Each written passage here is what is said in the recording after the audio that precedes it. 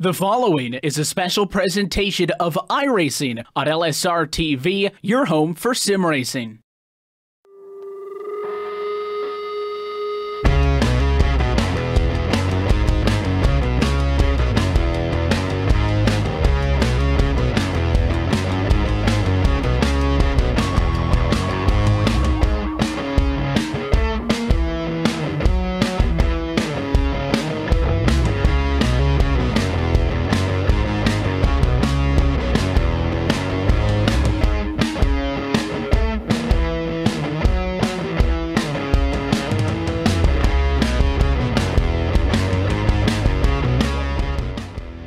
Tonight from the New Hampshire Motor Speedway, LSRTV is happy to say good evening, sim racing fans, and welcome to the annual Upstate Racing League Pro Late Model Series All-Star Invasion. Live tonight for the Magic Mile. Let's go trackside and introduce you to your All-Star competitors as we get set to go green flag racing in segment number 1. Pole position was supposed to go to the Bernani 6 car. He's not going to be able to start up front. It'll be Nicholas Rasmussen in P2. That means Sean Cool, slated to start third, will slide up to the front row. Guillemani Fortin is P4, and Stefan Baranak Gostakoop rounds out your top 5.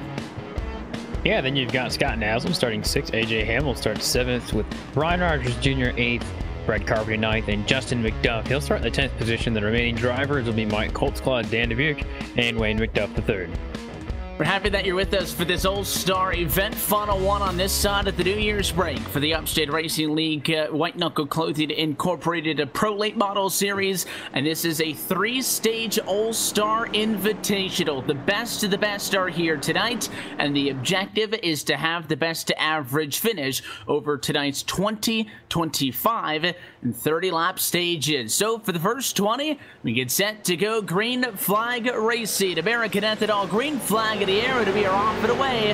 Average finish will be dictated by points to be handed out as the night goes on. 1 point for first, 2 points for second, 3 for third, so on and so forth. The objective at the end of the day is to have the least amount of points, which turns out to be the best average finish. Nicholas Rasmussen in a great position. Again, kind of lost Al Smith at the front row there for this one, but was able to use top side, and he goes to the race lead at lap 1. Sean Cool picks up, goes to P2, and we've got a fight behind him for third position.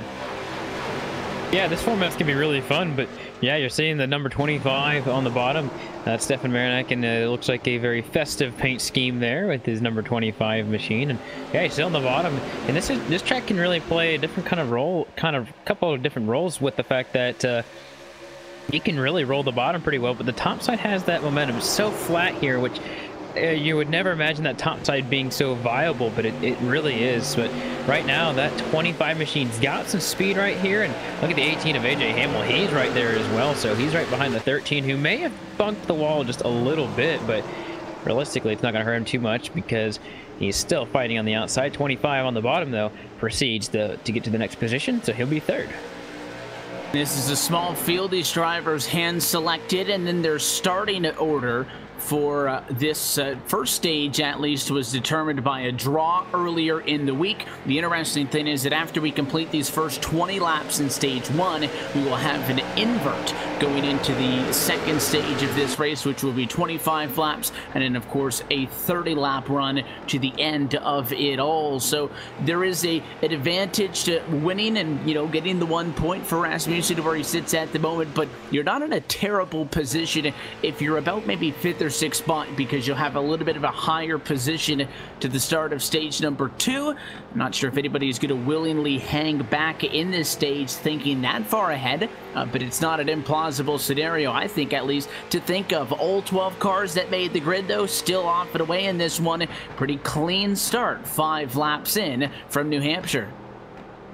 Yeah, starting to get single filed out. 12 cars on the racetrack right now, and you're seeing the 18 of Al Smith Jr. He looks to have had some speed in practice, and he's also got some speed on the racetrack right here. He's up a couple spots from the beginning here, and I'm sure these guys are really kind of playing the game of getting aggressive, if not as patient as possible, depending on how you view the race. And you can basically go as hard as you think you need to go But you got in multiple stages, you get reset. It's not like you can wreck a guy and it can be over for them. You can wreck a guy and he can come back with a clean race car later on. It's the All-Star, so who knows? You might throw the kitchen sink at it in one of these corners when it gets down to the bottom of it. But look at the 25. He must have hit the outside wall because he is losing positions like crazy.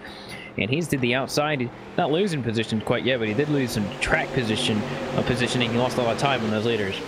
He got kind of stuck up on the outside of the racetrack after he got checked up there, and I thought that, you know, Guillaume Fortin was going to be able to get by him, and then it would have been Hamill and Naslund, and everybody was just kind of jump on him. Wasn't the case, though. It was a good defensive move by Marinak. Marinak maintains third, but this is very much a hornet's nest from third, fourth on the back. Fortin leads it. Hamill, Naslund, Rogers, McDuff, all those drivers scored within half of a second of each other the last time by, and they are side by side for seventh right now, with Rogers in that number 12 car trying to hold off the 33 at Asland, who has dropped to 2 spots on the inside of the racetrack, getting pinned down there after starting this race in P6.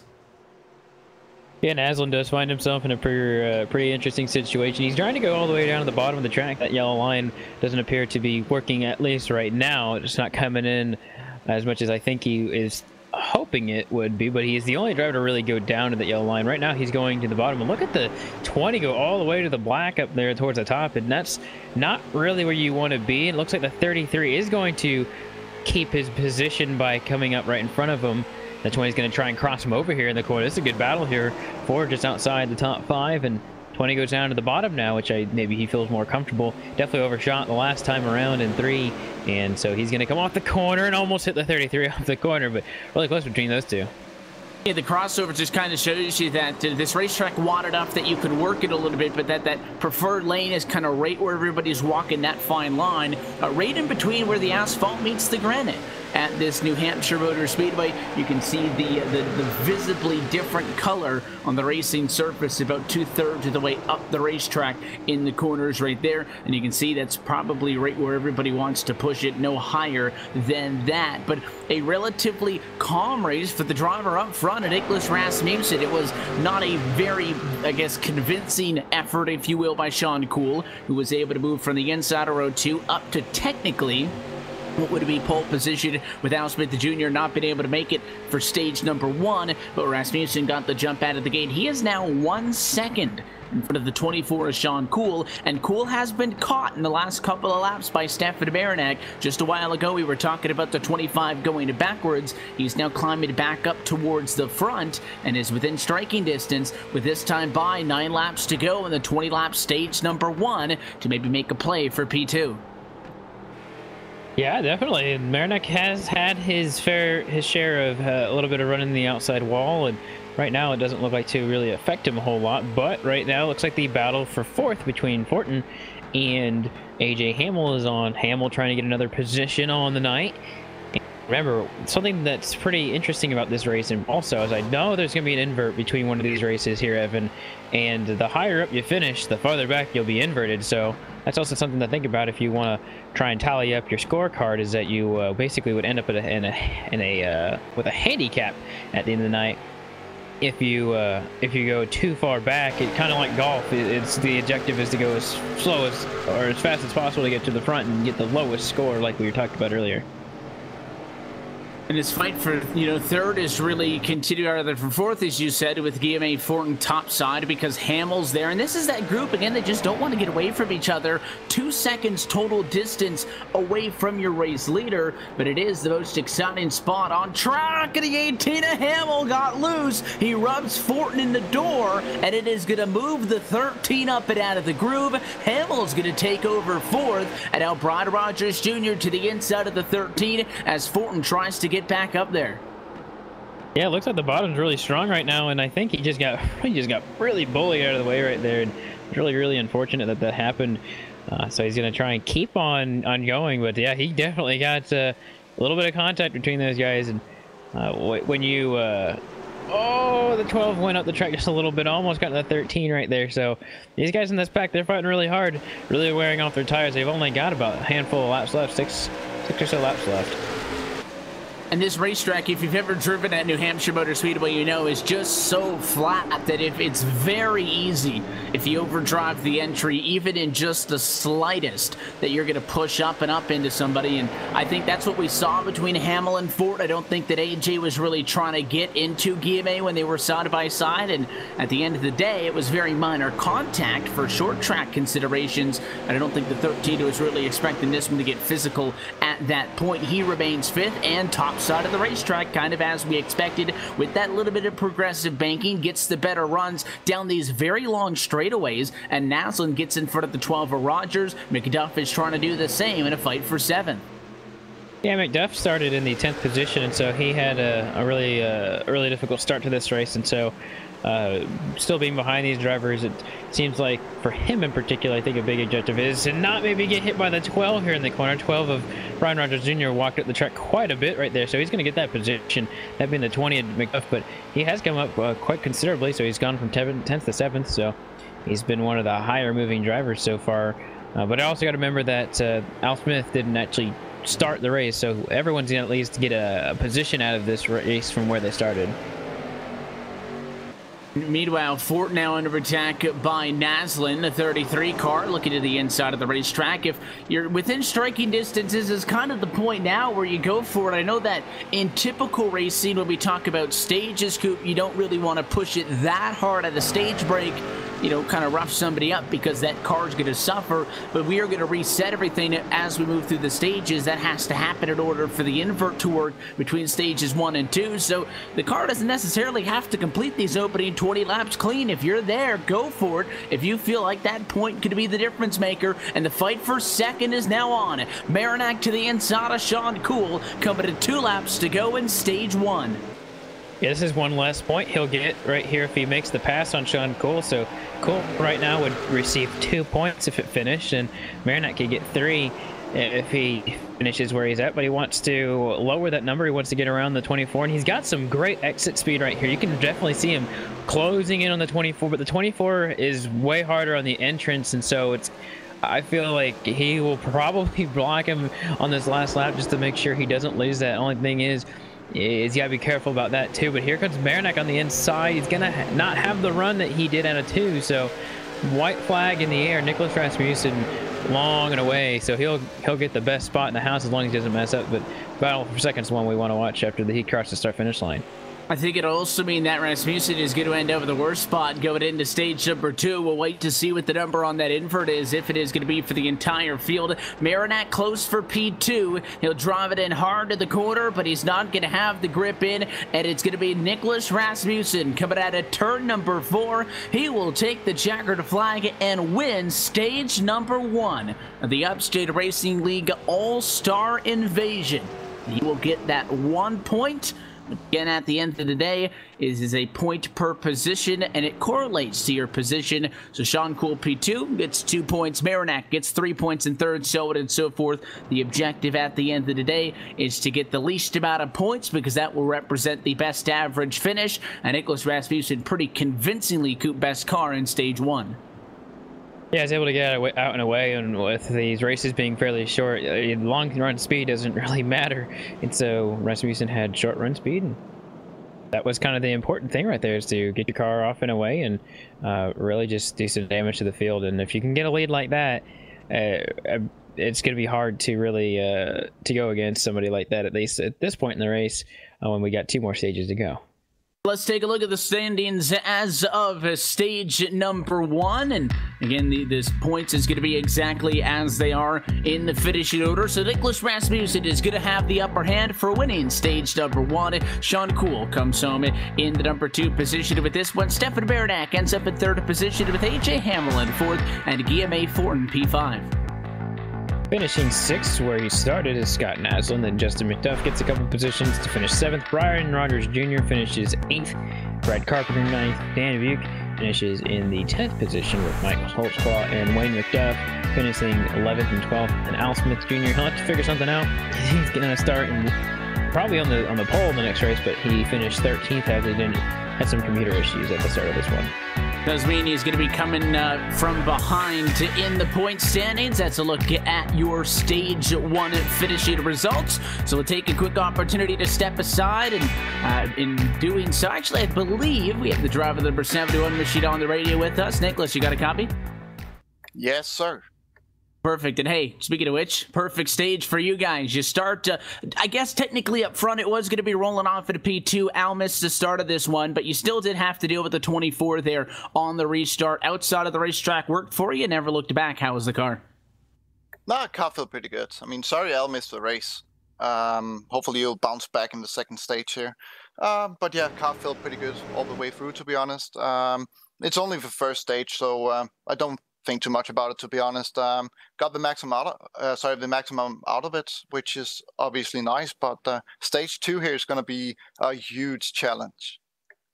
There's one thing that we were kind of pondering is, you know, you obviously want to get the 1 point for winning stage 1. It makes, you know, things easier for you, I guess, in the grand scheme of things. But stage 2 is going to be very difficult. And, well, yes, we do get a little bit more laps at 25. It's still quite the challenge. Did you have any reservations about maybe not necessarily sandbagging the opening stage, but just kind of hanging back and not running away with this one in order to get a little bit of a better starting spot for stage 2? Or did you feel like getting the win here and getting out to the points lead was critical and you'll have to deal with stage 2 when you get there?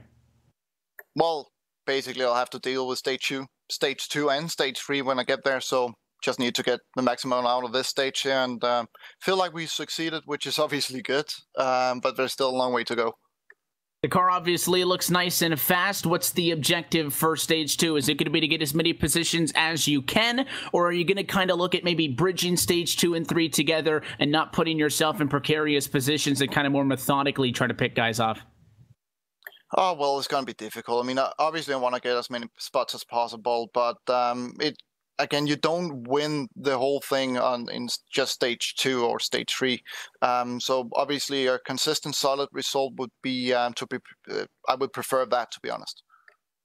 We'll let you get off. We appreciate the time. Anybody want to say hi to what we got you on the radio? Hey, Steven, if you're watching, hello. My teammate from the team Cap SRT, and yeah, I don't think anybody else is watching at this time of the evening, 4 a.m. my time. Hopefully you guys have a good result come the end of the evening, and you can tell them to tune in after that. But best of luck for the rest of the evening, Nicholas. We appreciate the time as always, and go get them. Thank you. I'll do my best, man. Your race winner from stage number 1, so Nicholas Rasmussen has a lead in the championship as we look to stage number 2, probably the funnest part of the night with a full field invert in the Upstate Racing League All-Star Invasion. We'll take a quick opportunity and back to New Hampshire Motor Speedway on the other side. You're watching the Upstate Racing League White Knuckle Clothing Pro Late Model Series on your home for sim racing and iRacing Live.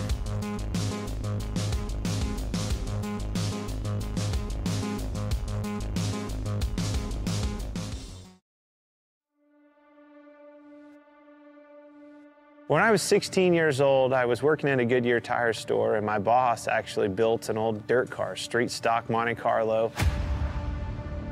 Went with him one night, fell in love with it. It was a hell of a race, hell of a party, and a big fight afterwards. I was like, this is it. This is it for me. It wasn't long after that, I was driving an old 78 Camaro out of the weeds at that guy's farm. We pulled that thing out and made a race car out of it, and away we went.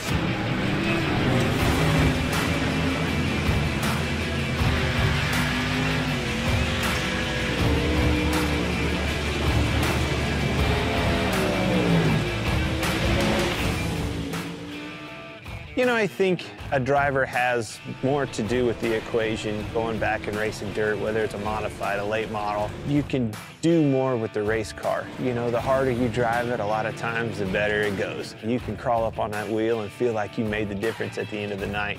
Asphalt car, you can't overdrive them. Well, that was the first thing that I had to learn right off the bat is, oh my gosh, I've got to discipline myself, not overdrive this thing, and that's how you get the most out of it. Truth be told, communicating the right information to your crew and your crew chief so they can do their job and make their appropriate adjustments for you to go faster and do your job is probably 90% of the game in our world. I've always loved late models. You know, my dream was to be a late model driver driving for a living across the country like Daryl and Don do that drive for me. I mean, that was, truth be told, that was my dream, you know.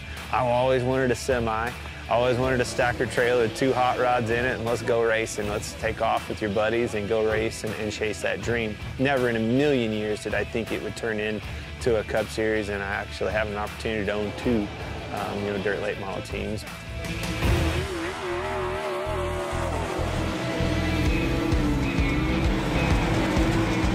When you think of iRacing, you don't think of a video game. It's not. It's way above and beyond any of that.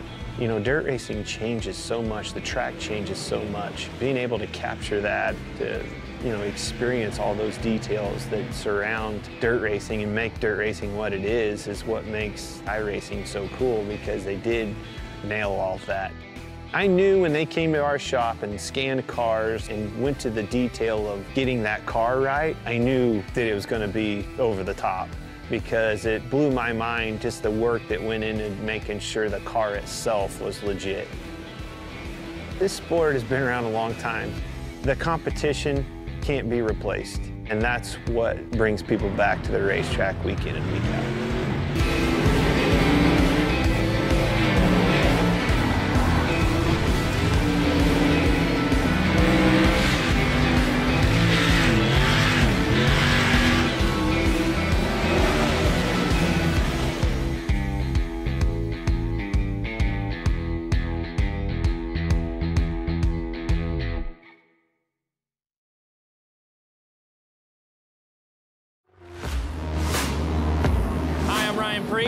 I'm driving the number 20 JGR Toyota Xfinity car this weekend. Really great opportunity here at New Hampshire at my home track. Over the past 2 weeks, I've been on iRacing, practicing a little bit here and there with the modified and the NASCAR Xfinity car, so it's been a lot of fun. It's been a great tool for me to kind of get used to that stock car body again and be prepared for the race today.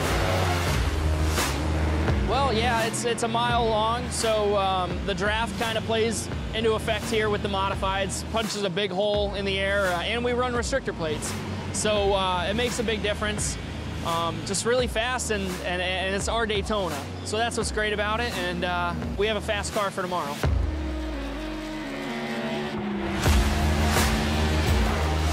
I think the biggest thing is they're heavier cars. The tire's a lot different. And the way you go about setting them up is a lot different. They use all 4 tires more than a modified, where we typically drive off the right rear, you know, so. Well, actually, it's funny. I raced NASCAR race in 2003 before iRacing came about. And then when iRacing came about, my friend Kevin Iannarelli, who works at iRacing, kind of told me, hey man, you need to switch over to this. And when I did, I was like, oh my God, this is like real life. So I started using it as a tool of mine to really prepare for modified races, whether it was Stafford or Thompson or Loudon, Bristol, and then obviously the Xfinity Series last year, going to road courses, trying to get laps, and use it as a tool that can get me as prepared as I could be without actually doing it. So it's been great.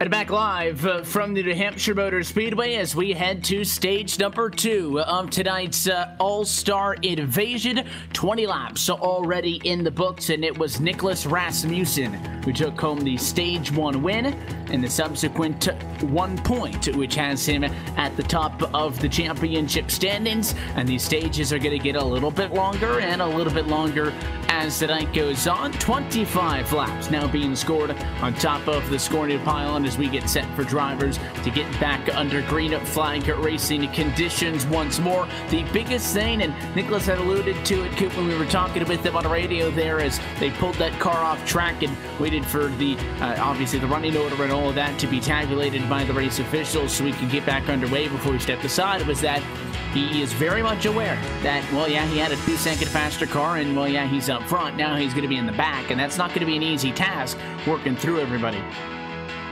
Yeah, part of the thing about Nicholas is that he typically does come pretty dang prepared for an event like this. Only thing is like you said, he's going to be starting, you know, from the very end of the field, shotgun, as we call it. And when you start that far back, you've got to manage just everything really. You've got to manage just getting through traffic, your tires, if you want to try and get it to the front. If you want to do it too quickly, that could be a problem some. So I can definitely see that this is going to be difficult, but it's not out of the question for somebody like him. He's definitely one of the quickest drivers in this series, and so I expect that he'll be just fine, I think. Drivers are about to be headed down trackside, and we are going to get an official look top to bottom at what the running order is going to be for when this one goes back under green flag racing conditions. I want to take the opportunity to remind you, as always, that coverage of the Upstate Racing League is brought to you by Joel Real Timing, the official timing software of LSRTV. Whether you spend your time on the sim behind the wheel, on a pit box, or from the spotter stand, JRT is your go-to software for iRacing timing and scoring analytics. You can get yourself the basic download today or the full pro version by logging on to Joel-real-timing.com for more information. So we shuffle up the running order. Here's how they're going to come to the green flag. It is Al Smith Jr. on pole. He was supposed to start pole in stage 1, missed the start, came home at the back. He will restart up at the front, and he will be joined on the front row by Wade McDuff III in second position. Mike Holtzclaw, therefore, going to be restarting in third position with Danny DeBuke in fourth, and Brad Carpenter is in P5. Starting in the 6th position is going to be Brian Rogers Jr. Then you've got Wayne Justin McDuff in the 7th position. Scott Naslund starts 8th. Game Fortin will start in the 9th position with AJ Hamill 10th. And the last 3 drivers at the very end, Stefan Marinak, Sean Cole, Nicholas Rasmussen, where they finished inverted there.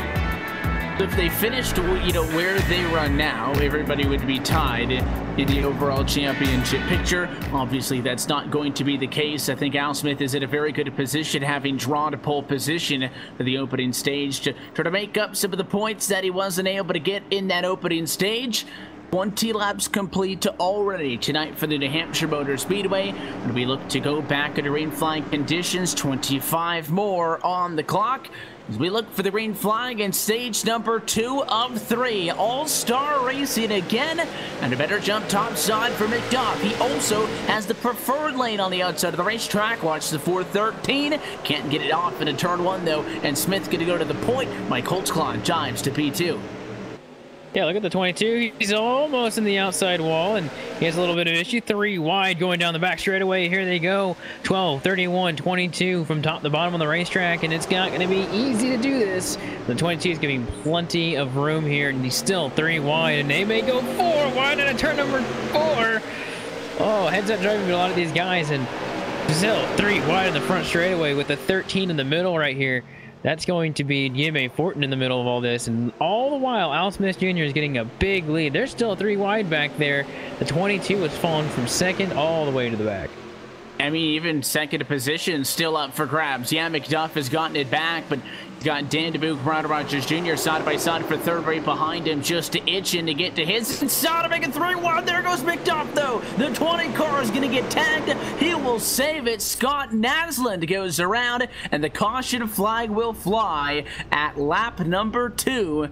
There's a little bit of 3 wide gone wrong to 33. Trying to put it up the middle of the racetrack, could not successfully do so. And it looked like that when he tagged McDuff, it would be McDuff to go around. He saved it, and Naslund eventually spun it after getting tapped by Stefan Marinak.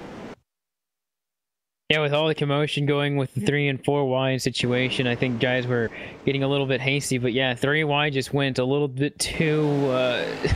I don't think the 20 knew that he was 3 wide, and I think he just kept his lane. But then the 33 just pounded it in there and went right there in the middle and tagged the 20. I can't believe the 20 of McDuff was able to save that. That was an incredible save by him. But then the 13 was not able to keep the car, neither was the 33 earlier. So... kind of a shame for those guys, but this is actually our first caution of the entire night.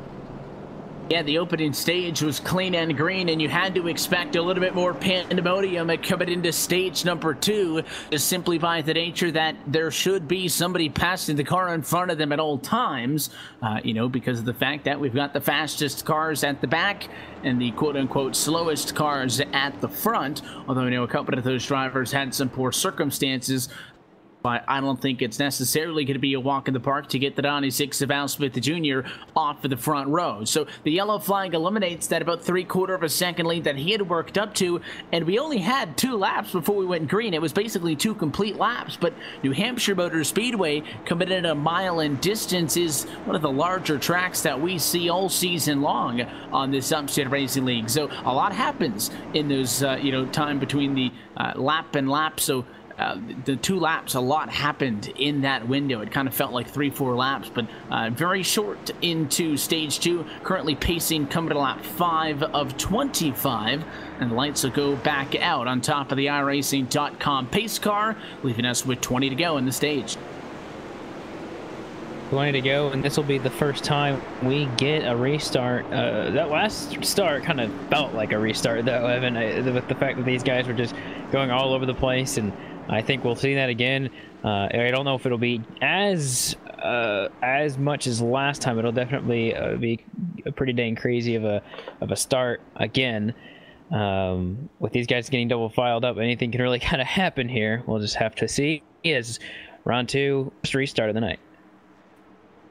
It is going to be McDuffie inside once more. A couple of things, though, mixed up. Watch for that 12 of Brian Rogers Jr. He went +4 positions. He's on the inside of row 2 in the number 12 place seat entry. A couple of rows behind him, A.J. Hamill went 10th to P6, and Sean Cool went 12th to P7. So they made up significant time back on rows 3 and 4. Green flag back in the air. A lot better start this time around for Smith, who elected to take the top side. He's well clear to turn 1.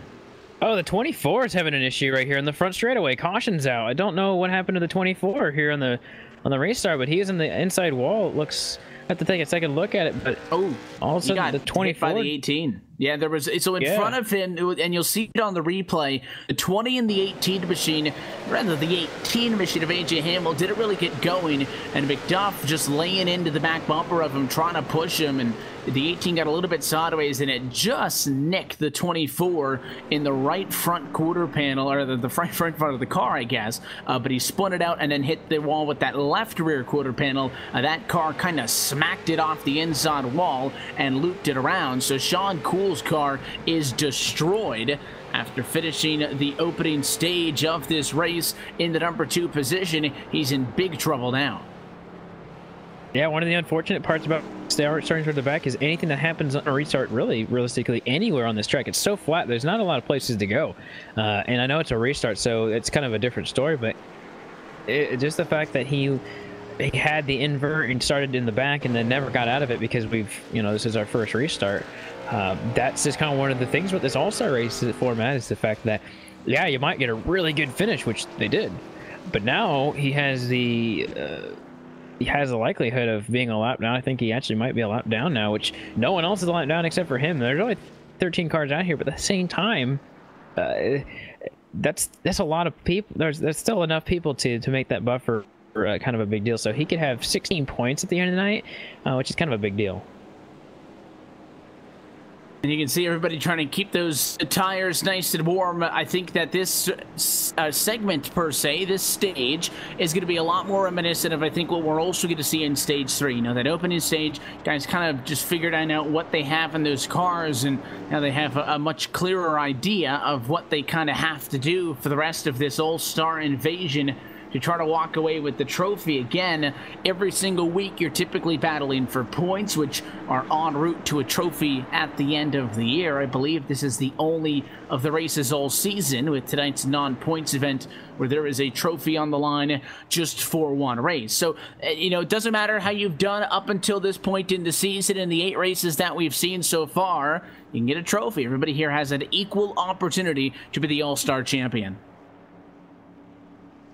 That's right, and when we have these scenarios with the inversion, if you're able to really just kind of keep yourself up there towards the front, you've got a really good shot at just keeping yourself consistent I mean, I'm looking at AJ Hamill. He's been in the middle of the fields when you consider exactly what he is he's accomplishing right now. If he even gets a couple more positions, he might have the lowest score by the end of this. So that's a really big deal coming into the third round.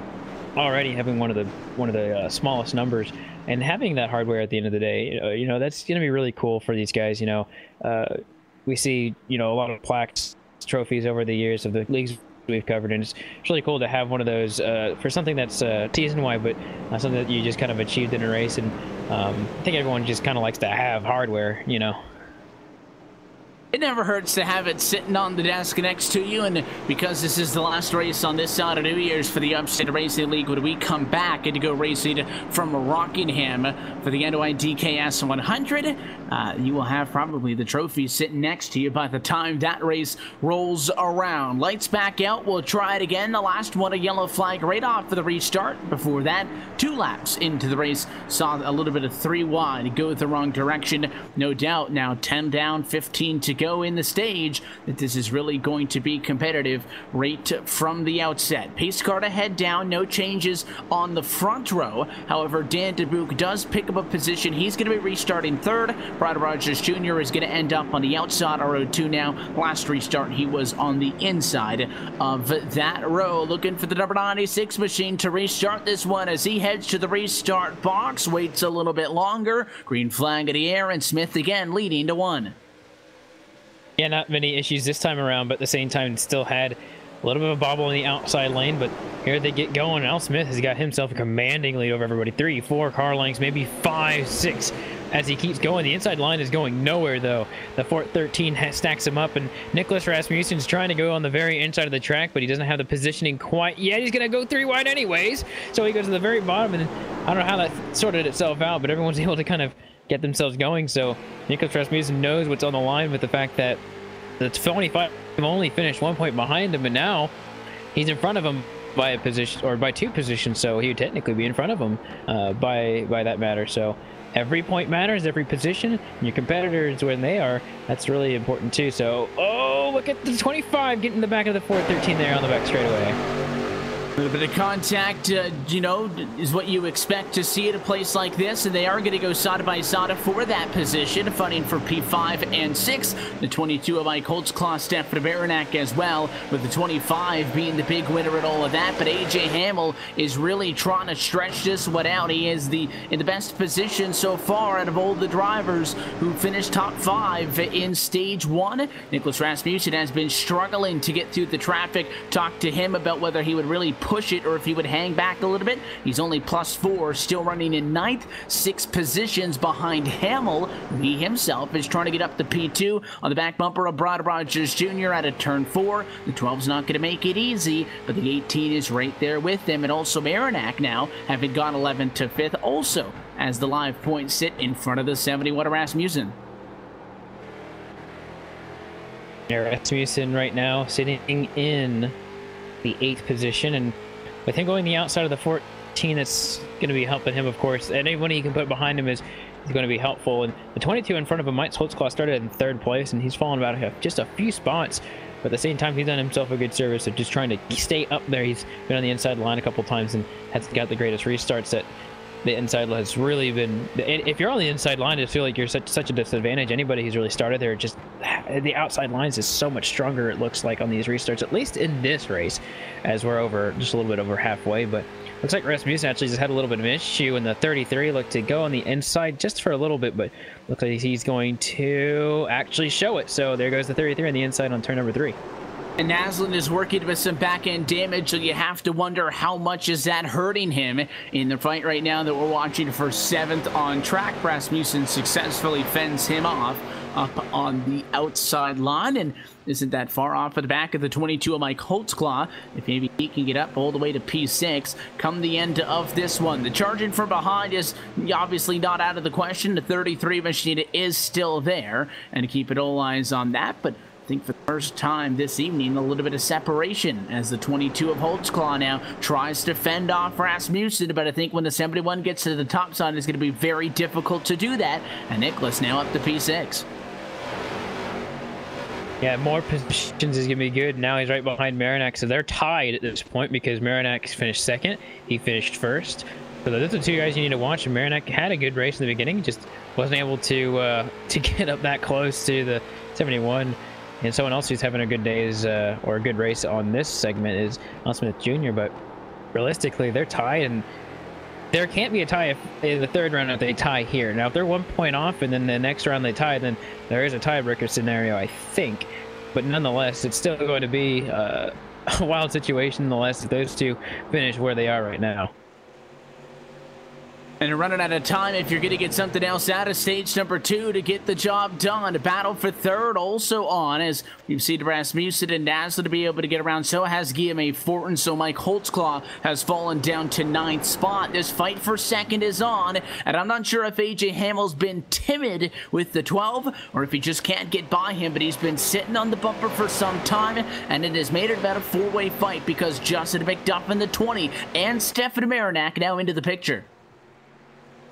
Yeah, this long train of drivers right here is it's 4 drivers really right here, and that's a big dogfight here. The 18 goes to the inside of the 12, shows the bumper, but here comes the block, and he's going to go.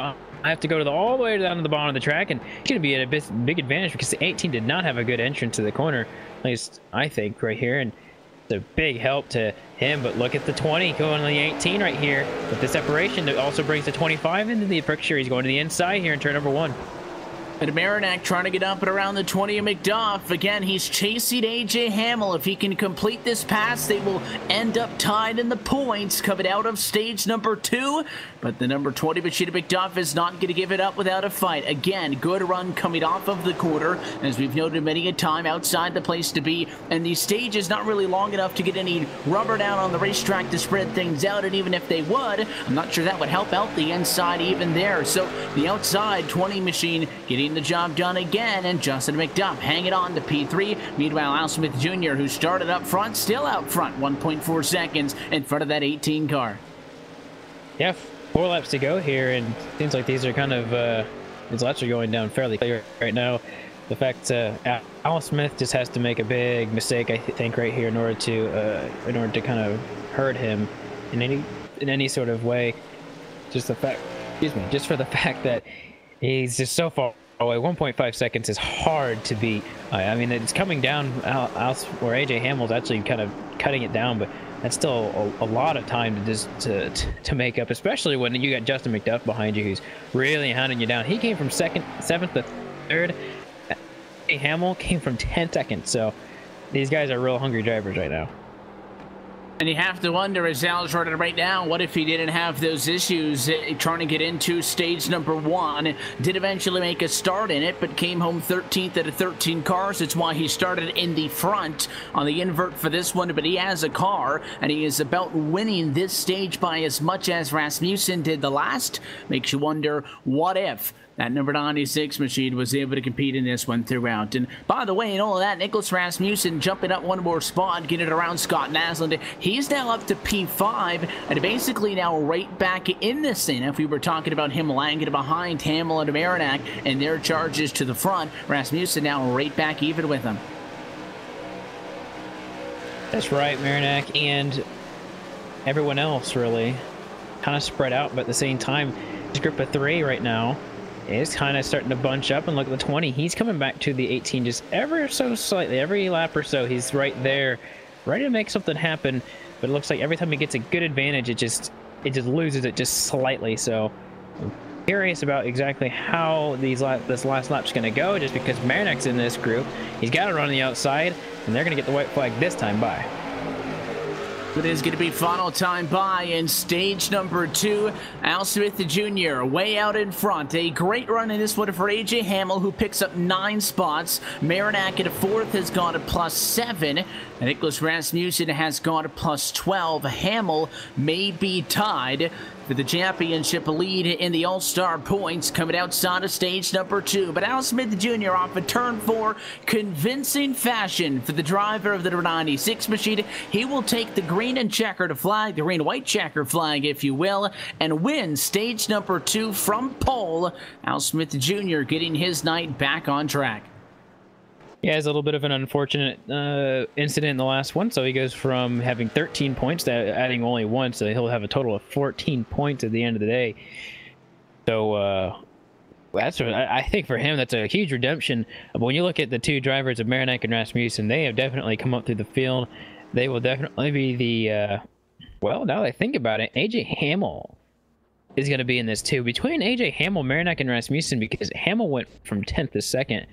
And, I actually think it is going to be between Marinak and... Actually, Rasmussen will have the lead. Sorry. Clear everything up because he started 13th, which means he got the win, which means he only got 1 point.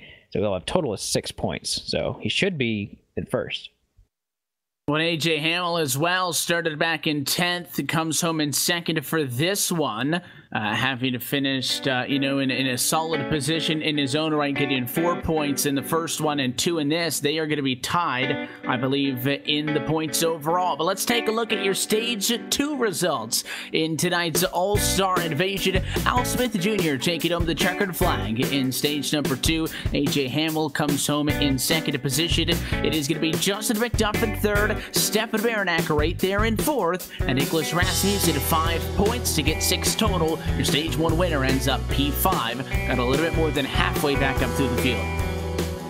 Scott Naslin will finish up the night in 6th for this one. Guillermo Fortin finishes 7th for Stage 2. Mike Holtzclaw finishes 8th. Dane DeBuke finishes 9th. Brad Carpenter 10th. Wayne McDuff the 3rd finishes 11th. John Cool had that incident earlier. He finishes 12th. And then Brian Rogers Jr. had some issue earlier, and he will finish 13th. That's a complete look at Stage number 2's results, and we'll catch up on radio with our Stage 2 winner, Al Smith Jr. Al, you got us? I got you. Well, congratulations on the Stage 2 win. You guys start up front, and you do not look back. This one had a little bit more excitement, I would say, than Stage 1. Nicholas started from pole in the opening stage, went on for the win, but you had to deal with a couple of restarts there, but the car still looked pretty comfortable out front, and in front of the chaos, you end up taking this one by a little over a second. Yeah, the Allied Financial Partners Ford Fusion was pretty good, Evan. It's kind of unfortunate we had a little bit of electrical gremlins in the first segment there. It looks like, according to the timing, we posted the fastest time in segment 1, so it's a real shame to see what could have been. But we got ourselves in a pretty big hole here, and segment 3 is going to be pretty exciting coming from the back. Obviously, you guys weren't able to get to the start as like you wanted to in Stage number 1, and just seeing how fast that car was in Stage 2, I'm sure that has to sting a little bit, but you guys end up kind of mid-pack here, finishing last in the first stage, but first in the second stage. What's the objective for the longest stage of the night coming up 30 laps? It's going to be trying to time out the passes. It's going to be tough coming from 13th to get up to the front. It's pretty much a must-win for us to even have a shot at bringing home the trophy here tonight. But I think it's going to be trying to pick off the cars as quick as possible without overheating these iRacing Hoosier tires. It's going to be quite the task, but New Hampshire is a wide enough track where I think we can make it happen. We'll let you take off. I know you've also got to update the points and stuff, but while we have you, anybody you want to say hi to? I definitely want to say hi to John Ada and all the people up there at White Knuckle Clothing Incorporated. Without them, we wouldn't be running here. And I got to say hi to my boss Tom at Allied Financial Partners that put their name on the car this season, and hopefully we're doing everybody proud. And thank you guys for our fun night where it's kind of no holds barred for us. Al Smith Jr., your Stage 2 winner. Al, we appreciate your time. Congratulations and best of luck at the end of this one. All right, thank you, guys. Al also has to jump over and take care of updating the points for us so we know what the picture is going to be headed into the final stage of this All-Star Invasion, which means we'll take one more opportunity to step aside, and when we come back to the New Hampshire Motor Speedway, the points will be set and the trophy will be on the line. You're watching LSRTV's continuing coverage of the Upstate Racing League White Knuckle Clothing Pro Late Model Series on your home for Sim Racing and iRacing Live.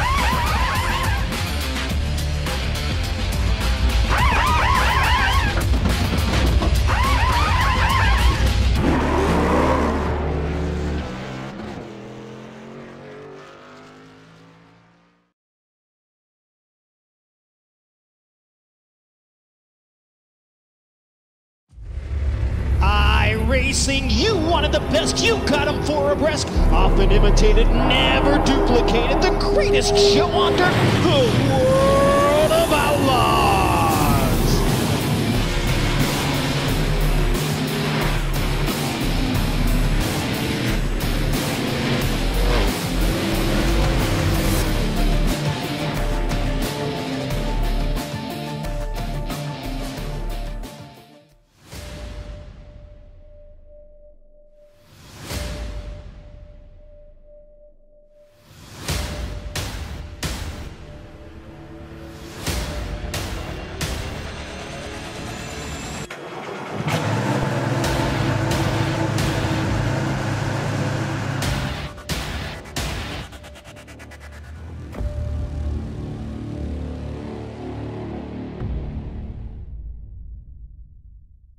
This broadcast is the copyrighted work of LSRTV, and it may not be rebroadcast, retranslated, or used in any form without the express written consent of Live Sim Racing LLC and iRacing.com Motorsport Simulations. LSRTV would like to thank you for your support, and we hope you enjoyed tonight's broadcast.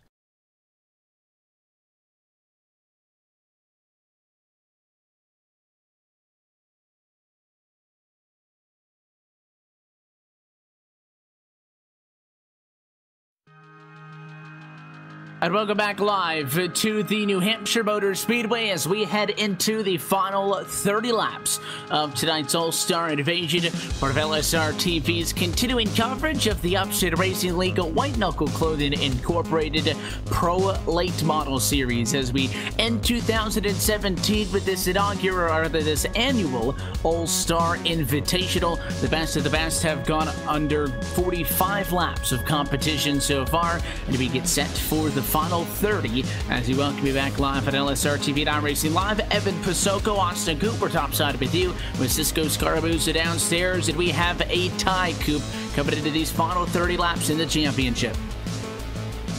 Yeah, we have a tie between the 71 and the 18, so that would be Nicholas Rasmussen and AJ Hamill. Now, the thing about it is they're not too far contested for the 25 of Sean Cool, so those three drivers are the ones we can kind of put our eyes on, because whichever one edges ahead is probably going to be the one to win.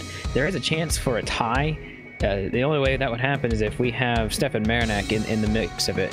Now, if it's between the 71 and the 18, whichever one of those two finishes before the other one, that's the way that one's going to end. So I have a good feeling that we're going to be watching those guys the entire night, and when it comes down to it, it's all about who can get to the end first. And quite literally, it is going to be whoever, especially if we're talking about the tie, obviously, whoever finishes higher than the other driver, because it's 1 point per position. But if we were to see a tie, you know, when you talk about the fact that the 25 machine of Marinak is only 1 point back, and even the 20 machine of Justin McDuff is only 4 points back, the tiebreaker would go to the driver who finishes highest in this stage, in stage number 3. So if you're anybody behind the 71 and the 18 coupe, you're not really looking at, I'm at a 4 point deficit, I have to get 5. You just have to tie them, because by nature, if you're gaining positions on them to tie, you're finishing higher than them in this stage, and you would get the win. So that's something to consider when these drivers take a look at the points before we see the green. Yeah, exactly. And there might be a couple spoilers. I mean, if any of these guys, you know, has an issue, if any three of these drivers, if all three of them don't make it to the front because they were all relatively in the middle of the pack, there could be somebody who comes up and sneaks out with the win at the end of this too. So definitely can't forget about that, because it could just as easily be important whenever you start talking about just the fact that with New Hampshire being such a flat, you can be so much more aggressive with the passes and the such. So as these guys get ready to grid for the 3rd time, that's something I'm thinking about. And also, again, because this is the longest stage of the night, I think lends that many more passing opportunities for drivers to be able to work their way up through. And just as we saw in between stage 1 and 2, we have a full field invert, so the drivers looking for the championship win in tonight's All-Star Invitational are at the back of it all. Let's at trackside though, re-rack them and stack them for you. This is how we will restart with 30 laps to go in tonight's All-Star Invasion Invitational. So Sean Cool, last in stage 2, is going to bring us back to the green flag, although that car is not going to make it to the green flag. So when McDuff is going to be P2. Brad Carpenter slides up to the front row. He's technically slated as your third place starter for this one, with Danny DeVuke at 4th and Mike Holtzclaw P5. Starting 6 is Guillermo Fortin, Scott Naslin 7th. 8th is Nicholas Rasmussen, behind him Stefan Marinak, Justin McDuff 10th. 11th, AJ Hamel and Al Smith Jr., who won round 2, will start in the last position. That's how it looks. Your championship leaders in this one is the 71 of Rasmussen, P8, and the 18 of AJ Hamel, P11. If drivers are able to work their way up comfortably, top 5, top 4, it should be between them. We don't count out the 25 of Aranak, the 20 of McDuff, and everybody else, but those guys fighting for the All-Star Championship trophy are at the back of the pack. Let's see what the final 30 laps bring us from the New Hampshire Motor Speedway. The pace car is down and in, and we go green one final time, 30 to go for the Magic Mile. Yeah, the 31 of Brad Carpenter immediately gets the lead. What does the 413 have on the outside? Looks like he's going to get away, that being Brad Carpenter, just by a little bit, but it is a stacked up field right here. Coming out of turn number 2, looks like a little bit of contact between the 61, and there's a lot of contact. Looks like maybe Nicholas Rasmussen goes 3 wide on the outside here in turn number 3, so this is where it makes or breaks your race. Some of those guys are farther up there than him in that standing, so Nicholas Rasmussen needs to get up there. And looks like a little bit of contact between the 13. He wants to go to the outside, not going to be there.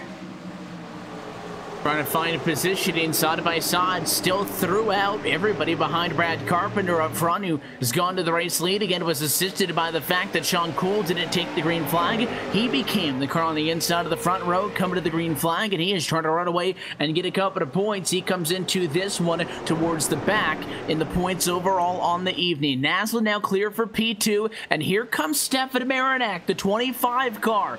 Biggest mover, 9th position, already up to 3rd, which would be the championship lead as they run. He's 2 positions in front of Hamel, and again, well, yes, he is 1 point behind him, and he would have to therefore beat Hamel by 2 spots to pass him, Coop. He only needs to tie him because he would get the tiebreaker for the better finish right now. So right now, he's 2 positions ahead of where he needs to be, but the 18 now right there on the bumper, tied for the lead.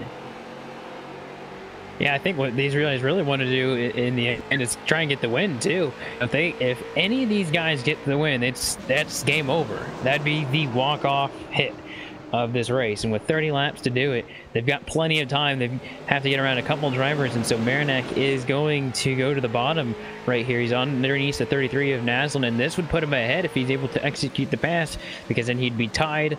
And it's a close battle, but it looks like he's going to be on the 33 pushes ahead just a little bit, so this is a good fight for a second, but I think Marinak's got the edge here coming out of the corner. And again, Marinak only has to beat Hamel by 1 spot, but I think it's obviously a good idea to get a little bit of an insurance policy, and the 33 machine acting as a buffer between those two would really help the 25 out. Although Marinak did have P2 at the line, he does not have sole possession of that. You got to be careful now. If you cannot complete this pass on the inside and see that 18 machine, if he stays topside with the 33 and gets back around you, Marinak's then in a tough spot. Yeah, he really is, and right now I think the 33 doesn't know exactly what to do. I don't know if he really knows exactly what the point situation is either, but Marinak, being where he's at, is at an advantage, and then the 2 behind him, look at them fight for that position. They know what's on the line. 71 of Rasmussen's running on the very bottom of the track, but he does not have as much speed as the 18 going out of the corner, so Rasmussen has to desperately find some speed, but all 3 of them are on the outside. There comes the 33 at the track. Those 3 right there, those are the 3 you need to watch right here, because if any of them makes a mistake, it's going to be over for them. So those 3 right there, and it looks like the 18 has some really good right front damage, so that could possibly hurt him in the long run. Right now, it's those 3 drivers on the outside. And look at the 18 machine topside. He will clear sideways in doing so, but he does get around Scott Naslund. And I believe Rasmussen, evidently that number 71 machine, is going to be able to get by him as well. So Marinak is going to go to P2.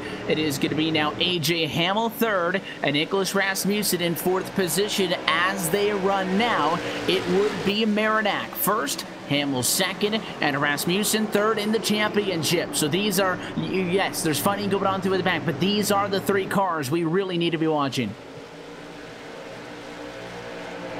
Yeah, with them being single file at the moment, you got to wonder exactly what they're going to do to get speed in the long run. But the lead is very small. Brad Carpenter, Stefan Marinak for the lead, and Marinak looks like he's got the fastest car on track at the moment because he's pulling away from the 18 of AJ Hamill, and he's catching the leader. Like I said, if you win the race, you're basically in charge of the destiny.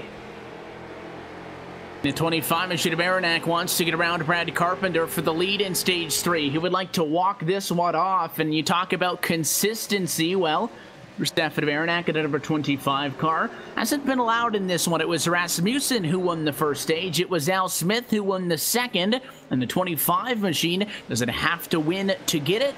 But it may come down to that as the pressure stays on from Hamill and Rasmussen behind in third and fourth position on the racetrack. And again, we saw this. Marinak's going to go to the inside. Well, he did eventually get around with Scott Naslund for what was second at the time. It took him a while, Coop, and this is going to bring AJ Hamill right back into this thing. Yeah, definitely, but I think if he doesn't do it, which is maybe a little bit of contact between him and the 31, if he doesn't do it, the 18 is going to catch up anyway. So this is where Al Smith, or AJ Hamill, I should say, tries to get underneath the 31 as well and try and make this an easier pass than it already it might be. So the 31 is not going to lay over for these guys, and so he's going to have a tough fight with him right here. But looks like he's going to actually complete the pass. Just as they all did with Naslund, Marinak gets around the 31 of Machida Carpenter, so does Hamill, and here comes Rasmussen, the 71, in the most difficult of positions because he is right now having to get around both of the cars in front of him, and the 3 points leaders now go to 1, 2, and 3 on track. After starting 9th, 11th, and 8th respectively, they have done a much more efficient job in this segment number 3 of getting through the pack and getting to the front than we really saw anybody do in stage number 2. The points as they run, Stefan Marinak would get 1 point for running P1. He would get 8 points total on the night. AJ Hamill is running second into this stage with 6 points. He would get 8 points. Also, the tiebreaker would go to Marinak with the better finish in this stage. Rasmussen third into this stage with 6 points. He would get 9 and is 1 point behind the 2 in front of him. So it really comes down to these 3 cars, and there is a long way still to go. 13 down, 17 to go, still in the final stage. Yeah, with them running this way and the fact that I don't think there's going to be a caution, like I know these guys will probably want to see this go green in the rest of the races. This is where you have your long run strategy start to pay off. If you don't have a long run strategy at this point, you've been running the tires off. This is where you really need to conserve, but also still be aggressive on tire wear. If you're not conserving at least a little bit, you're not going to have anything for the long haul. We're not even halfway done with this segment yet, and we've got the top 3 drivers at the top of the board. So these guys, knowing that, they're either going to go for it, which I think the 71 kind of has to, but Stefan can just, he could probably really back off a little bit here, but I don't know if that's in the cards for some of these guys. But look at that 71. He gives the 18 a shot right there in the corner.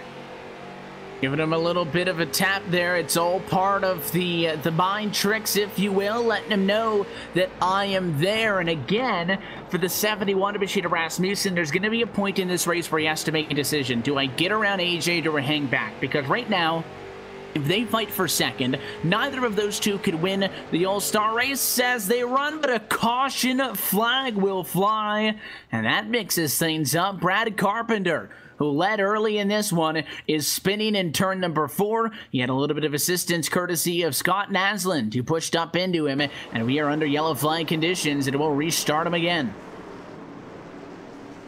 Yeah, you knew those leaders were probably not wanting to see that Naslin goes in the corner, and he just gets on the gas a second time, which really pushes that right front, and that's a hard it's a hard one to get back, especially if you're the 31. I think he was kind of just going for it, you know. Once he realized the car was sideways, he just gassed it right in the grass, and it doesn't really work out, Evan, when you're in the grass and going pedal to the metal, sadly. But Brad was trying, and it almost worked out for him.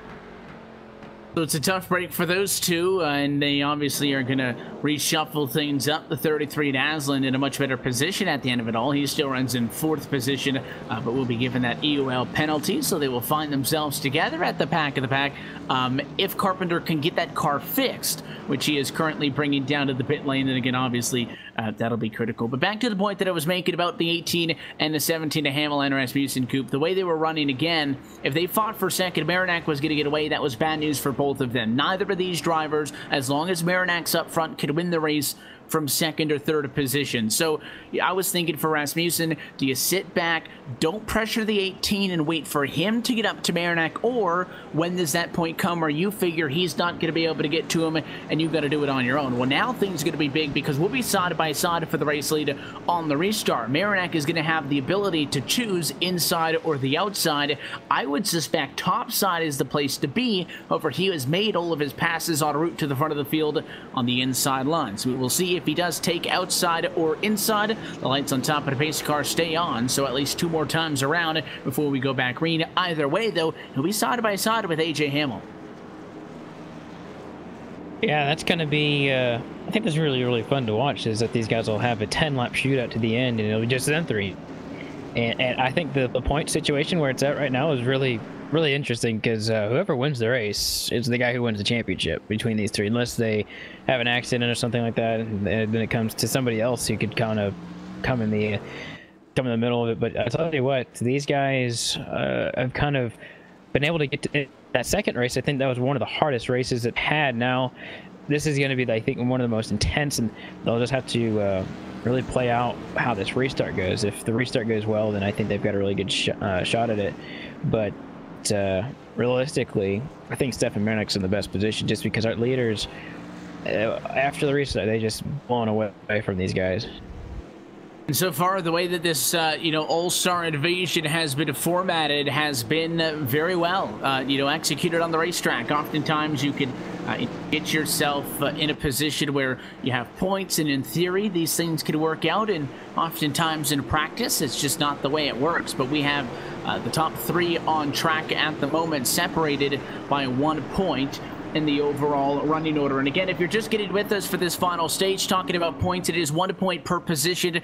First place gets 1 point, 2 points for second, and so on and so forth. The objective is to have the least amount of points at the end of the day. Essentially, the race winner is determined by best average finish over the course of these 3 stages. This is the last one. We are going to come to the green flag this time around. Take 11 laps to go, and that is 11 laps to go in this All-Star Invasion as a whole. Marinac, Hamill, side by side, tied for the lead in the points and for the All-Star Championship win as they come into turn 4. The advantage to either the 25 or the 18 would get the trophy as they run. Green flag back in the air. Marinac topside. Good jump. He's cleared at turn 1. Hamill's in P2, but Rasmussen wants more. The 71 attacks on the inside. He wants P2.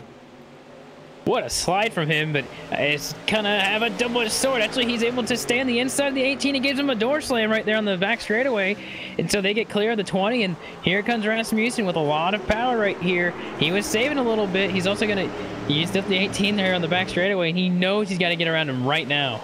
He's got to make the pass. The longer they fight, the further Marinac gets away. That's not good for either of them, and I think Rasmussen recognized that. He jumps back in line, and the single file things back out. You could really see him, though, pushing AJ up the track, Jordan on the back straightaway, pushed him up out of the groove in the quarter, really trying to get that preferred lane away for him, but thought better of it. They're back in line. They reset. I thought Justin McDuff in that 20 car was going to look to the inside of him. Didn't end up doing so. He will stay back 4th with House Smith Jr. just behind in 5th, and right back to where we were before, with Marinak and Hamill tied right now, running 1st and 2nd for best average finish, which is what determines your All-Star champion. The tiebreaker right now in favor to the 25 Chevy P1, so Hamill's got some work to do still, only 2 car lengths off, but that's not easily surmountable on somebody with the experience of Stefan Marinak. Yeah, I'd say that Nicholas kind of ruined his tires with those 2 moves that he made on the 18 on the very beginning of that, and almost got to the door of Stefan Marinak there, but I think that's really hurt his tires, especially with the fact that I don't know if he was saving it or not before, but tell you what, AJ Hamill's getting pretty close to the 25 here, and like you said, it's going to be really difficult to pass here, just because of the fact that the bottom is not as good as where that difference between concrete and asphalt is, between the black and the gray there. I have a hard time seeing him get there, but this is the All-Star race. He might get up there and nudge him, but I also see Stefan Marinak slightly pulling away. 8 cars total right now scored on the lead lap. Outside of the group we've been talking about, Naslund is P6, Sean Cool is 7th, and Wayne McDuff the 3rd is 8th. We also have Guillaume Fortin, Dan DeBuc, and Brad Carpenter, who have fallen out of this race. They have gone behind the wall, and they will not make it to the end of this All-Star Invasion for the 2018 Upstate Racing League Pro Late Model Series. Hamill is still there in 2nd, but he's getting a lot closer to Rasmussen than Stefan Marinak, the 25 machine last time by. It's down to 32.0. It was a 32.2 for Hamill. He's going the wrong way. Yeah, it just goes down to the fact that Hamill has to kind of follow. He doesn't have really... I mean, he can kind of try and keep the corners a little bit shorter by going low on the track, but it's only going to hurt his tires. So, and now he's got Rasmussen that's getting closer to him, and Rasmussen is just overdriving the crap out of that thing. And I think he knows it too. If Rasmussen doesn't overdrive at least a little bit, I don't think he's going to get any speed right here, with the fact that they did have that caution. They did get slowed down. The tires cooled down a little bit. I have a good feeling, though, that Marinak just keeps the line he's got. He's hitting that apex pretty well. I think he's going to have a good shot at it with 5 laps to go. And the fact that these 2 behind, they're getting closer and closer. I bet you if Rasmussen goes side by side with AJ Hamill, that's going to be the end of it. The 71 machine, though, I was talking about that point where do you let the 18 go at it? I think maybe him backing off for P2 was that, but now he's thinking, I need to go, and I think now is a little bit too late to act on it because the 25 is still pulling away. The biggest advantage he's had is a half a second, and it's where he sits now, so even if the 71 does maybe use that bumper to get around Hamill, he's only going to have 3 to go next time by. Yeah, he did right there in the middle of the corner. He did give him a hit, but it doesn't really hurt him at all. It doesn't really might even help him get to the corner a little bit better, but I think it's him letting him know he's there. I mean, if you look at the 71, he's just absolutely sliding the right side of that car through the corner, and it's not really helping a whole lot, but he's trying at everything he's got. Like I said, if he's not overdriving, he's not going to catch him, just because there's so much of a difference between himself and the guys in front of him. Unless he pulls some miracle out, I don't think he's getting around the 18, and I don't think the 18 is going to get to the 25. It's just over a half second back. Stefan Marinak has to make a mistake right here with 2 laps to go at the stripe.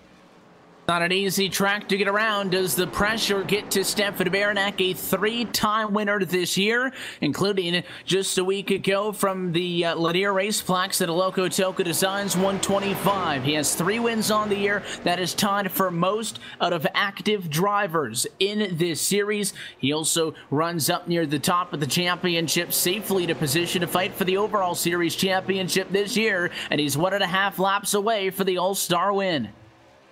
Yeah, I just saw Nicholas just pummel there, the 18 machine in the middle of the corner, and I think Hamill knows that this fight for the lead is probably over between these 2 guys. They just have to navigate one more corner. I mean, they caught him a little bit, but they've catch him a lot. So white flag in the air, but watch these 2 for a second. They might get wild here too. Look at the 71. He's going oh gosh, he's going all the way to the bottom.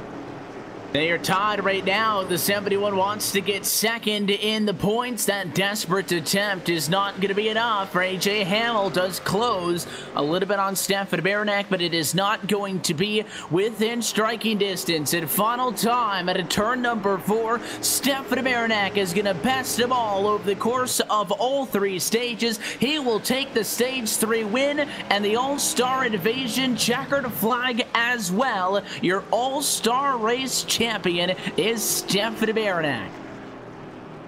Yeah, no, it was a really good fight between those guys for a second. They're the door banging for basically for having fun right there, but those last few laps. But Baranek was able to just really pull some really good finishes overall. I mean, that's the name of the game, really. But he was able to basically put himself in a position where he didn't have to start at the very back in stage 2, and then made the most of it. And then, yeah, the most important race was this one to get that win.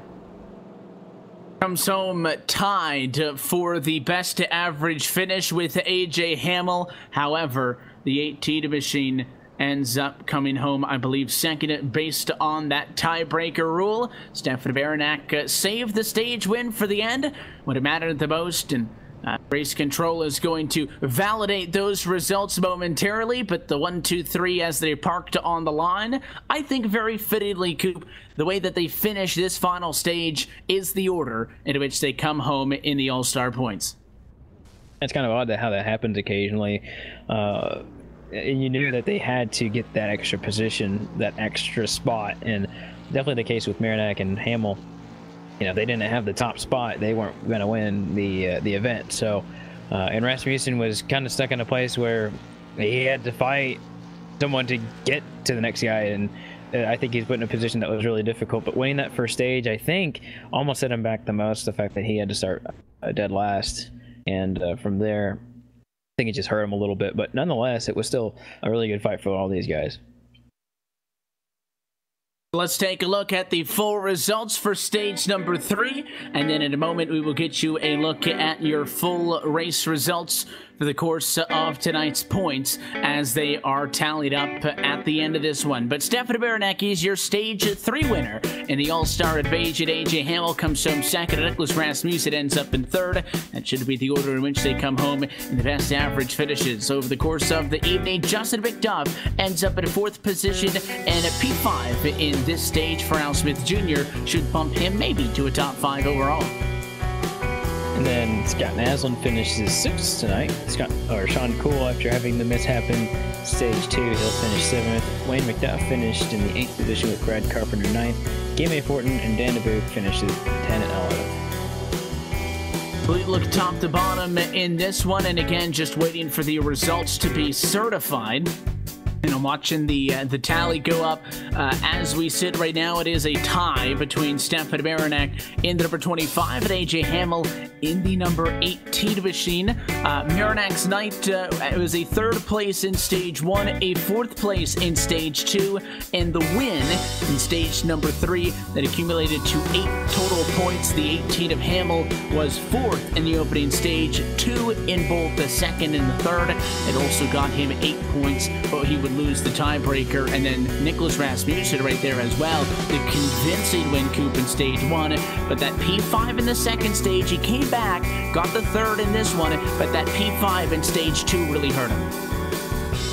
Yeah, that means he had to start farther back as well, or just had less points realistically.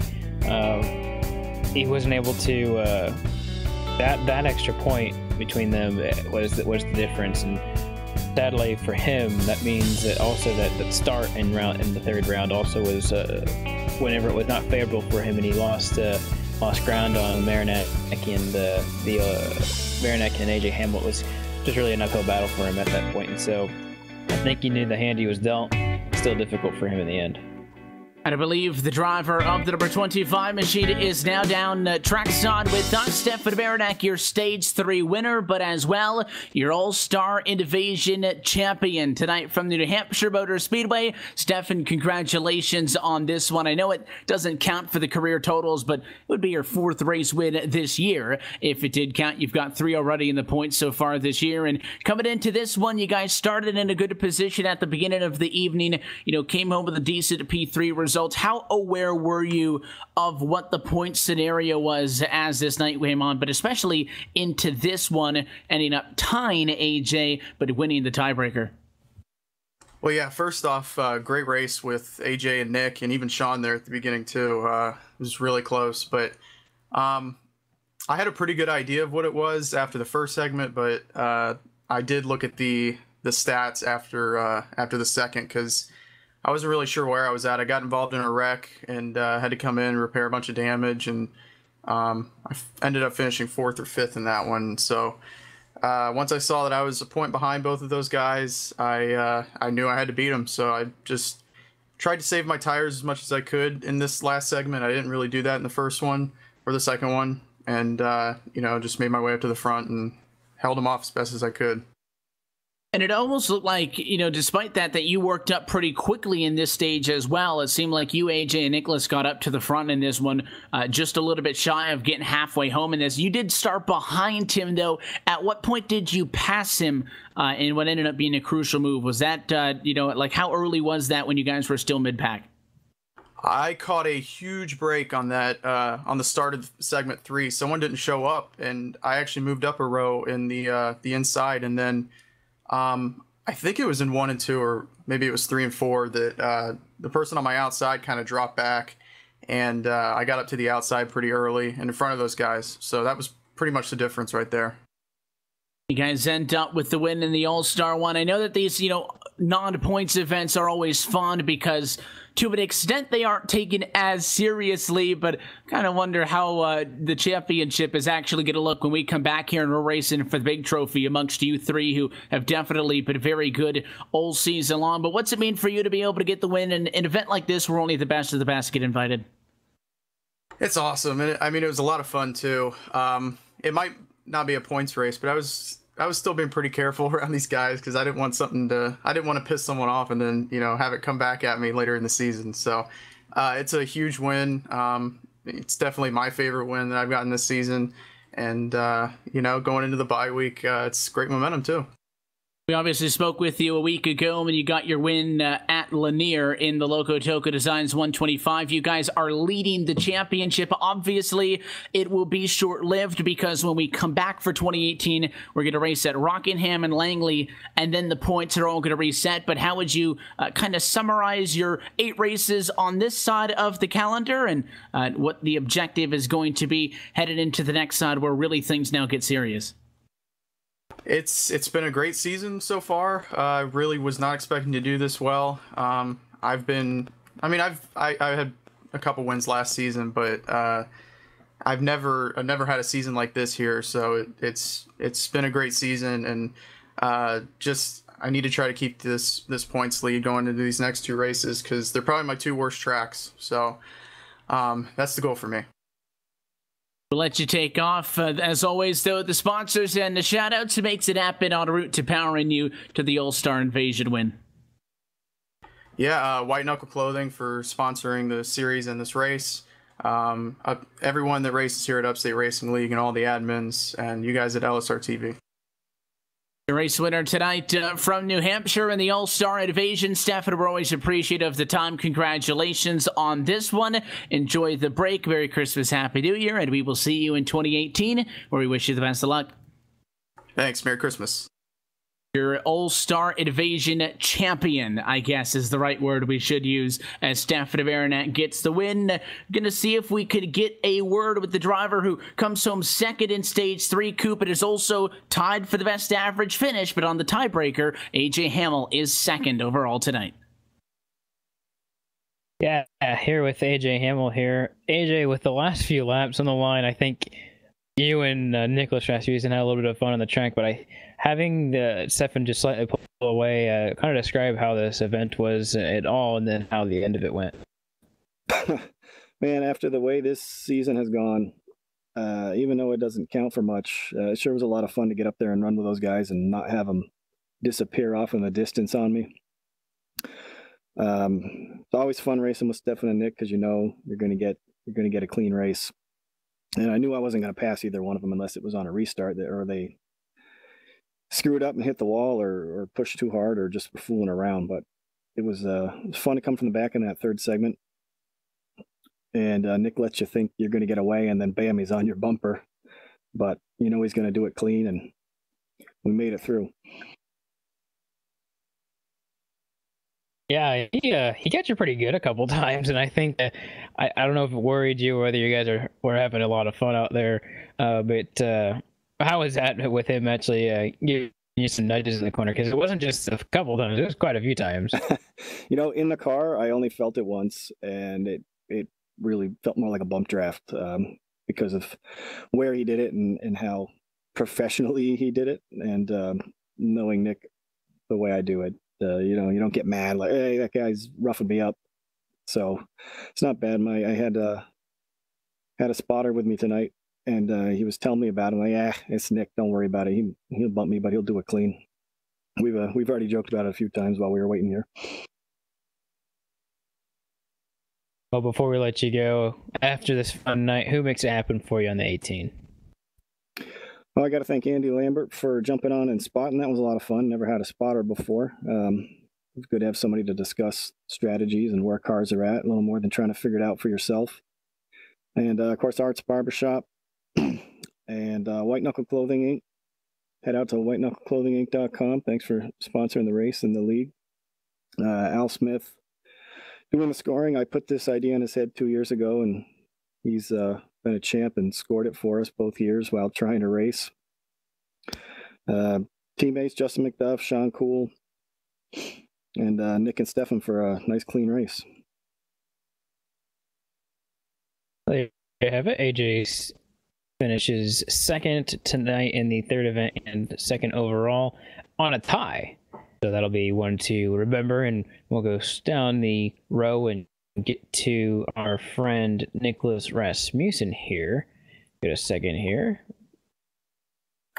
I'm a little bit laggy here, but we're with Nicholas Rasmussen. Nicholas, talk to us about those last few laps and the fun that you had with AJ, because you were all over him. And despite having a win earlier on in the night, it just wasn't the cards it looked like, but it looked like you had a lot of fun. That's the most fun race I've had all season. I mean, there's nothing to say there other than that, but this is why I race here in the middle of the night, my time. Man, it was fun. I just couldn't get past AJ. I got on the run of restarts, I got a good run on him on the inside. It's just, I knew I had to get Stefan as well.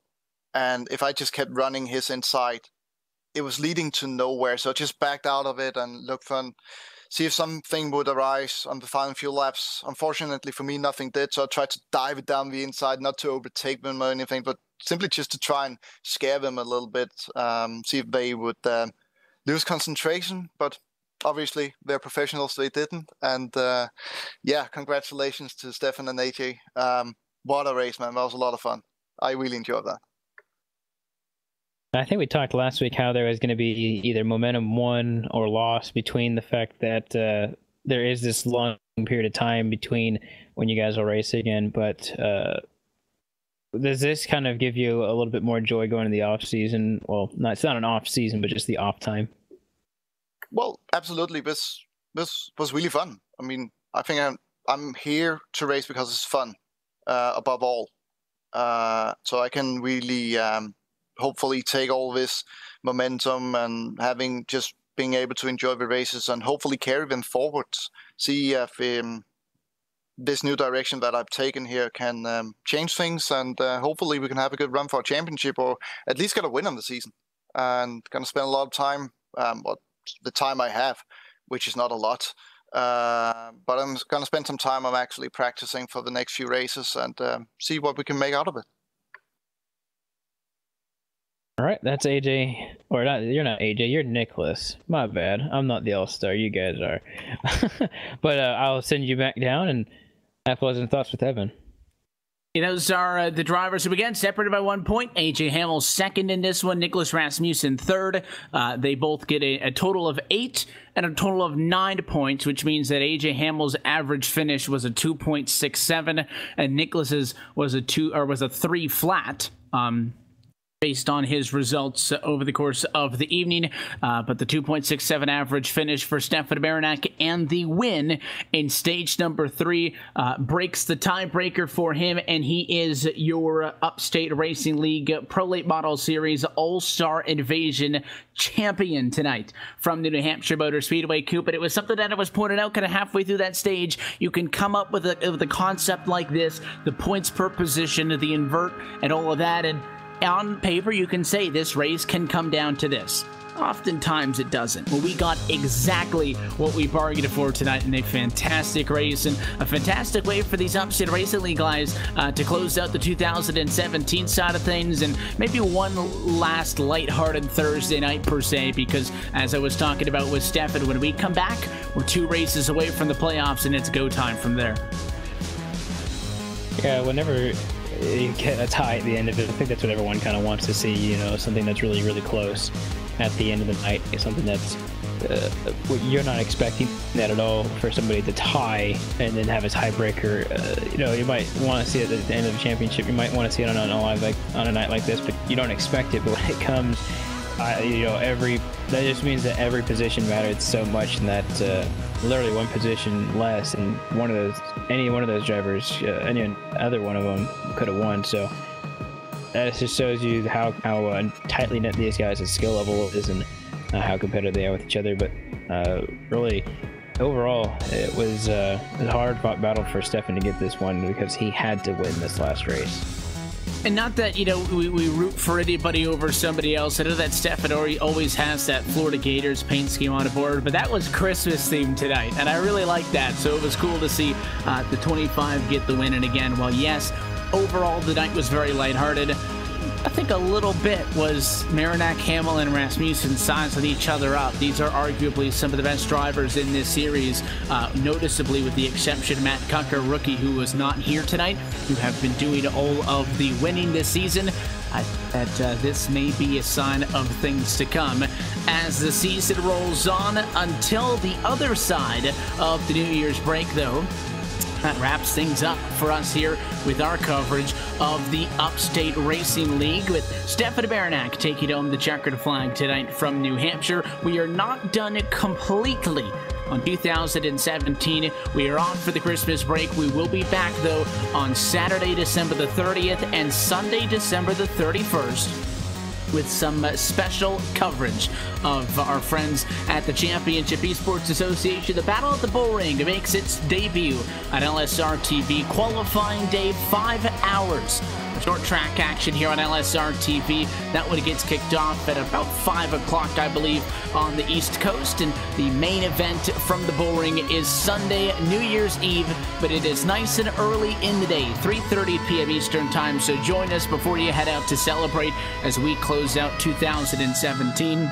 That is all we have, though, upcoming on this side of the calendar. Of course, you can go to our website at www.livesimracing.com for a complete look at our upcoming broadcast schedule. And the best way to stay up to date with us is by following us on social media, on Twitter at LSRTV, and on Facebook at facebook.com/LSRTV official. Until next time, though, on behalf of the entire team at Live Sim Racing LLC, for Laura Lawson, everybody who makes it happen topside night in and night out, and of course for your team tonight. For myself, Evan Pasoko, for Austin Coop, and our producer Cisco Scaramuza, want to congratulate Stefan Marinak. He is your All-Star Invasion champion. Tonight from the Magic Mile, the Upstate Racing League will return on January the 4th with the NYDKS 100 from Rockingham. That race, though, and every race of this Upstate Racing League White Knuckle Clothing Incorporated Pro Late Model Series can be found right here on LSRTV, your home for sim racing. Until next time on a Thursday night, have a Merry Christmas and a Happy New Year, and we will catch you in 2018. Good night.